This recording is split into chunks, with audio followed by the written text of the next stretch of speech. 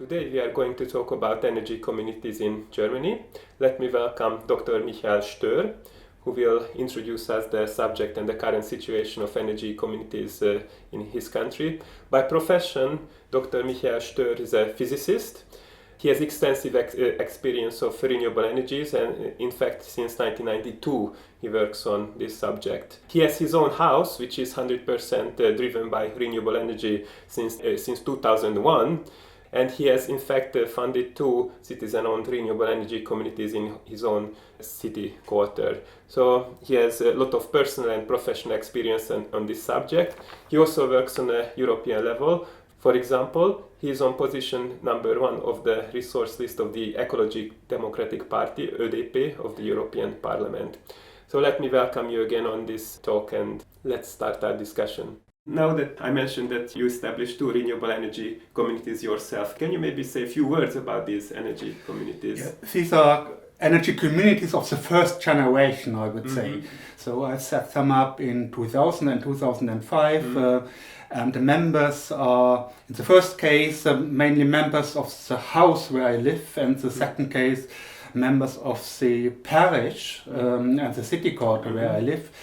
And in energy communities, operate a single PV installation each, small PV installations, and all what we do or did in the first case, we already sold this installation 2 years ago. All what we did is generating electricity and selling it to the grid operator. So it's not the case of energy communities in the full sense of the European directives, which now give a large scope of activities for citizens who gather. And I think this is interesting to our listeners and viewers because we are broadcasting this talk also in Danube Region countries. And in many of these countries, renewable energies are in the early stages of development. So such experiences, I think, are very useful to those people who want to start a small scale just in their neighborhood. And I think that's perfect for us. Yeah, so let us then say a few words about the general situation of energy communities in Germany. Many people say Germany is kind of forerunner country in this regard, but how does it look like in practice? For example, how many energy communities are there currently? I don't know the exact number, I just know the number for energy cooperatives, which is a specific legal form for organizing energy communities. Besides, there are communities of civil law, or there are limited companies around which also personal companies are organized. So there are different forms of legal organization. When talking about energy cooperatives, we have more than 1,000 energy cooperatives in Germany, and the average number of members is about more than 200. And they generate about 3% of the electricity in Germany. So only the energy cooperatives. And when speaking about cooperatives, I would say they are somehow the golden standard of energy communities, because there we have the principle, 1 member, 1 vote. And so when you have a limited company, another sort of a capital company, you have the principle of €1, 1 vote. But the idea behind energy communities is to empower citizens, to involve them in the energy supply, and also to develop their own region, their own city quarter, their own region, by deploying renewable energies, which are a form of energy supply which is decentralized. And then private persons, small companies, farmers and so can hold shares, can hold small shares, and generate their own electricity, sometimes also heat, share it around, and for doing this, I would say the cooperative is the best form. And then it means you have 1 company or 1 community, and you have different installations. So in my case, there was only 1 installation for an energy community. But if you want to develop it further, then you set up 1 company, and that company develops a multitude of activities and sets up a multitude of installations. Then as far as I know, the majority of energy community members in Germany are actually private individuals. Well, in the energy communities, private persons, and that's also the idea behind energy communities. When we look at who has invested in renewable energies, you also find a lot of farmers, which makes sense because they on the countryside there's a huge potential, there's a huge roofs where you can put solar panels, sometimes you can set up wind turbines, farmers can produce biogas, so there's a larger scope of activities which is possible for farmers. This is the reason why farmers hold a big share of the renewable electricity generation in Germany. Just coming back to the figure that you said that already 3% of Germany's electricity is generated this way, and I believe there is a lot of potential by cooperatives. By cooperatives. Yeah, when you count all the energy communities, it's an even larger share. Is it easy to establish an energy community or difficult? It is easy to establish. It depends a little bit on the legal form. It is very easy to establish energy community in the form of a company of civil law. This is why I have chosen this form for my energy communities. It's a bit more complicated if you want to set up limited companies and you have to register. And it's also a bit more complicated if you want to set up a cooperative. And then the idea behind is you set up one company and you develop more activity. What is more difficult? So founding, in some way it's relatively easy. What's more difficult is if you want to develop activities. And here's the European directives for the promotion of renewable energy on one side and for the electricity market on the other side foresee that energy communities can easily develop activities, but this is not yet always the case. Particularly in Germany, it's not the case. So until recently, you had to register as an electricity supplier if you wanted to generate electricity, let's say on the roof of a tenant house, and then supply the members in the house. With all the duties that you have, and this makes things complicated and stops it. Now legislation is changing because European directives force also the German legislator to develop things a little bit further. So on one hand, this German model may have been an example for European legislators, but on the other hand, Germany has to adopt the directive. It's interesting. If you look at the percentage of renewable electricity in the grid in Germany, it's quite high. It's more than 60% now. And what is interesting, there are about 50% fluctuating modern renewables, photovoltaics and wind. So 50% is fluctuating. So it's a big challenge to organize this. But when you look at the transposition of European directives for energy communities, Germany is rather lagging behind. And forerunners are Italy, France, Austria and other countries. And what would be your recommendation for the other countries in the Danube region who are now in the process of transposing the European directive? So there's this interesting situation that countries which have not yet developed renewables so quickly, they are forerunners for the transposition. I think they are on a good way because they did the right thing. They transposed the European Directive for Energy Communities. And what is maybe to be developed is that support for communities. So support which you can give from government side is that you establish maybe a single website, like in Austria. Now you have a single website which gives all the information you need for different forms of energy communities, which tells you if you're in such a situation, it's maybe the best choice to set it up like this. If you're in a different situation, you do it this way. So information is the first thing.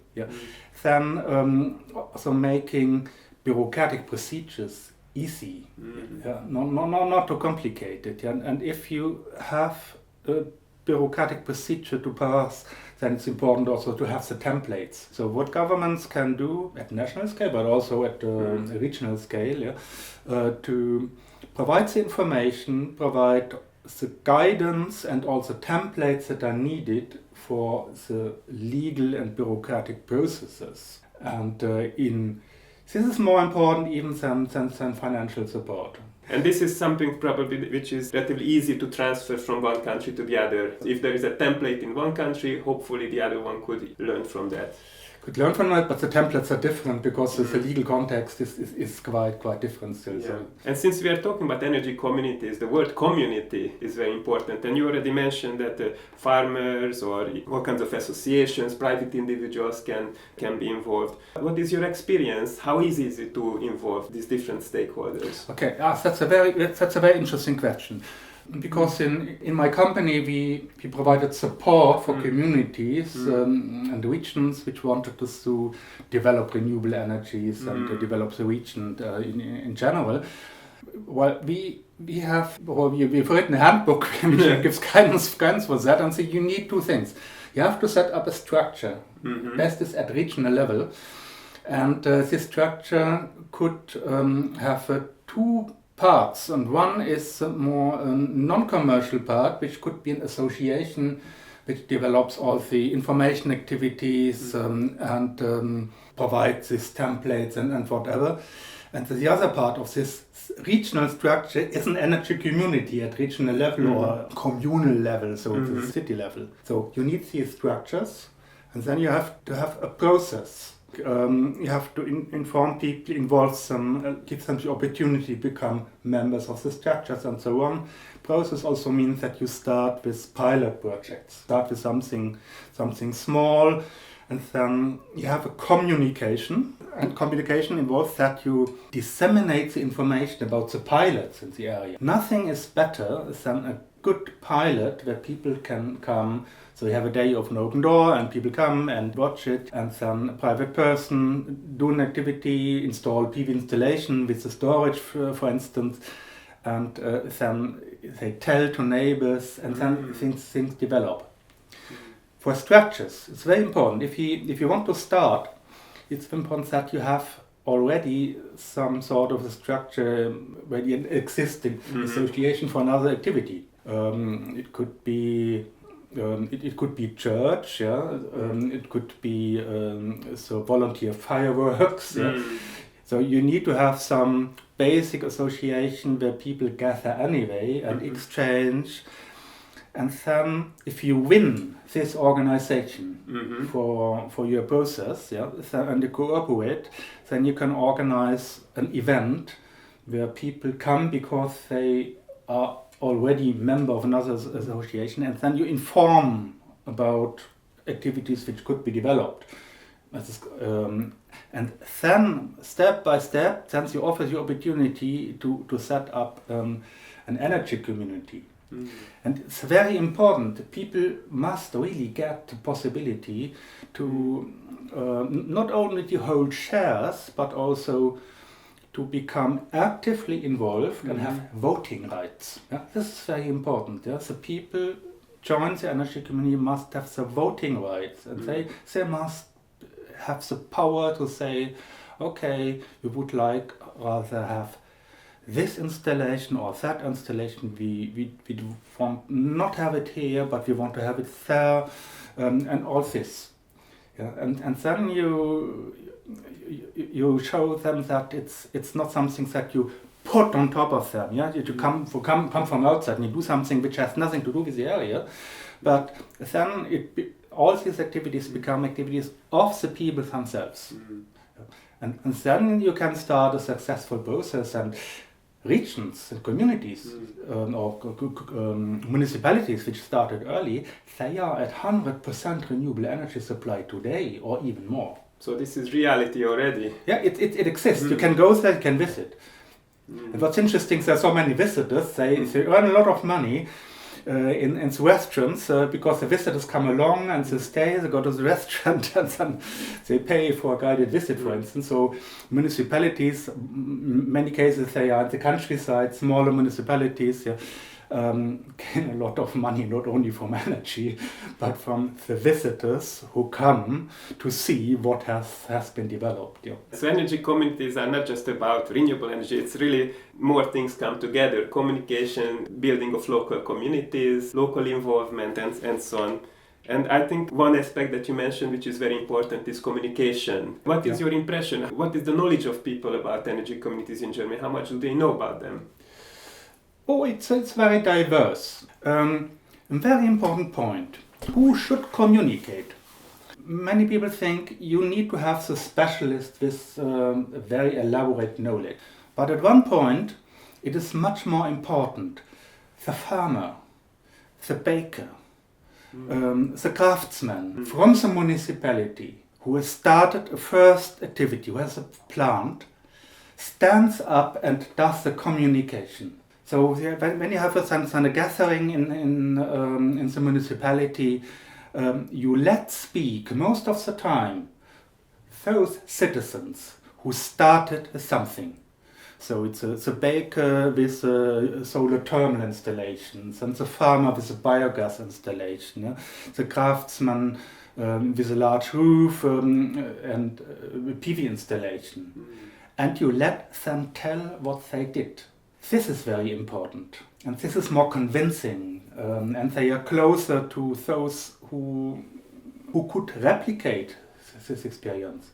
And only a small portion of the information which you have to communicate is really technical, specialist information and so on.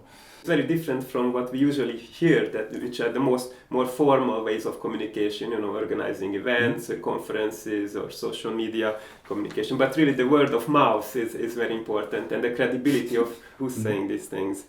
And regarding technical components of renewable energy communities, what types of renewable energies are most frequently used in Germany? Photovoltaics in most cases. So the legal framework in the last 25 years was most favorable for electricity generation. And it also makes sense because if you look at cost of energy and how to transform the whole energy supply, you see that we need a lot of electricity generation, and we need it from photovoltaics and wind because they are very, very cheap. And they need a small area only for generating a lot of electricity compared with biomass, for instance. So electricity plays an important role. And solar thermal, for instance, has a higher efficiency per surface, but you cannot transport the heat over long distances. So solar thermal is also very interesting, important, but it's you cannot transform it to other forms of energy. Why you can use electricity to run a heat pump and generate heat, or cold. You can use the electricity for transport in electrified vehicles, so it's a broader scope. So it makes sense that a lot of activities are around photovoltaics. Also wind energy. Wind energy needs more money, so you need larger structures for doing it. But I'm a member of an energy community where I bought shares from a citizen wind park. Yeah. But what we have to develop a little bit more is the grid, going to grids. So electricity grids in municipalities run by energy communities, but also district heating. So Germany is a little bit behind with developing district heating. When we look at what we need for 100% renewable energy supply, we find that district heating needs to play a much more important role than it does today. And the grids which you need to construct could be run, or the networks could be run by energy communities. And are there already examples for such energy communities which share heat? Yes, we have nearby Munich, Mosach. They have a wood chip boiler, so it gets the wood from local farmers which have forests, and so the farmers participate as suppliers. And they have a combination of a wood chip boiler and a solar thermal installation on a small piece of field, and they supply a very, very small village with district heat. And they have set up a grid. And regarding energy storage, now there is a lot of talk about peak shaving. How frequent is it to have energy storage solutions in energy communities? At the moment, a large percentage of the new photovoltaic installations in Germany are installed jointly with an electric storage. So it's a lithium-ion battery in general. And I'd say it's not the right development that each household installs PV installation with a battery storage. It is much more efficient if you install a battery storage not in each household, but in a block of buildings or in a small village. So you have one big storage which is smaller than the sum of all the small storages that otherwise you have in each house. But for doing that, you need a structure to run it. Yeah? So either it's done by utility or you set up an energy community. So we have to look at the overall picture and what's most efficient on the overall level. You don't need to cut the peak at each household. You need to cut the peak at the local transformer. And on the low voltage side of the local transformer, normally the electric lines are strong enough. So you can have the photovoltaic installations on the different roofs, yeah, and wherever you have place. And you have your consumers and you have a single storage, and the electric lines normally are strong enough for all the electricity charged in all directions. But then when you go on the higher voltage side of the local transformer, then here at this transformer a bottleneck might appear, or it might appear further on. And for this reason it's sensible to put this community storage on the low voltage side of the local transformer. It does not need necessarily to be physically nearby, yeah? But electrically it needs to be on the low voltage side of the transformer. In your experience or in your knowledge, how easy or difficult is it to work with a power operator in Germany? It depends. Some utilities are very progressive and they go forward themselves. And then they very soon see that for doing the whole transformation, they don't have the necessary capital by themselves. So progressive utilities understand themselves that they have to raise capital from citizens. And then they can support the creation of an energy community, and there can be a close cooperation. And on the other side, you have utilities which are not interested in the subject and just do what they are obliged to do, and sometimes they do a little bit less than what they are obliged to do. And they put obstacles in development of renewables. Yeah. This is a problem to be overcome. Yeah. And maybe we have to mention the specific situation in Germany, that there is a relatively larger diversity of power providers. So you have hundreds of smaller ones and a few really large ones. Yeah, take for instance the electricity utility of Hindelang, which is a partner in the S-Energy project. They are a cooperative, so they are a utility with all the rights and duties, a registered utility, but they have the legal form of a cooperative for 100 years.